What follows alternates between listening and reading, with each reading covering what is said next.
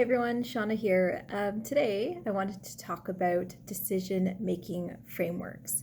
Not for the day-to-day, but more when you're down to the wire and you have to make an important decision with not a lot of time. And so this is going to differ between industries, but I want to talk about some of the decision-making frameworks that I've learned about through medicine and operational environments in space that come very much in handy. And I would love to hear yours as well based on what you've trained in. So my favorite one is kind of this running joke in medical school that MD stands for make decision. And it's kind of meant to be a little bit tongue in cheek when you are a baby medical student and just kind of being given a lot more responsibility and being thrust into this world of needing to actually make decisions about patients' lives. And the first thing that you realize, like the first thing that most of us do is agonize over something as simple as a Tylenol order, which I think we've all done it. And if you're a regular person on the street, you will take Tylenol. You will give your friend Tylenol. It's not that big a deal. But the first time you get a call about a patient and you're asked about something as simple as a Tylenol order, you agonize over it. So, I find myself in this situation quite a bit. I work in a lot of small towns, as small as 700, as large as several thousand.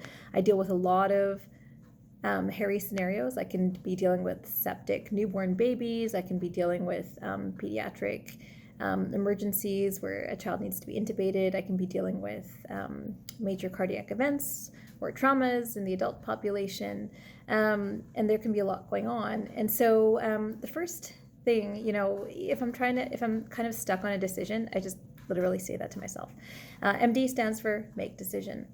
So that's the first one. And then the second one is one I've learned from aviation, and that is the go or no-go rule. And so if you are in space operations, in aviation, you know of this rule. It's, do you act or do you not act? Do you go or do you no go?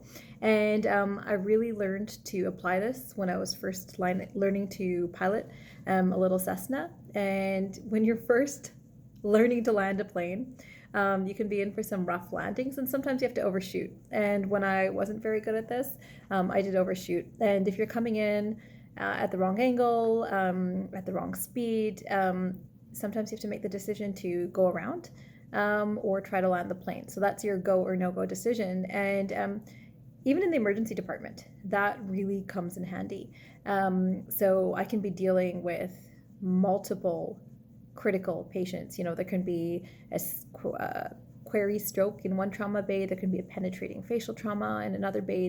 There can be a pediatric facial trauma and then another pediatric penetrating trauma. Like, that's all like a real example of what my nights in the emergency room have been like. I have terrible call karma, as we say. So, the go or no go rule is something I've applied there as well, where I've said, okay, hey, you know what, I'm dealing with this, but this more critical thing needs to be dealt with, so let me go there, or let me say that's not important, no go.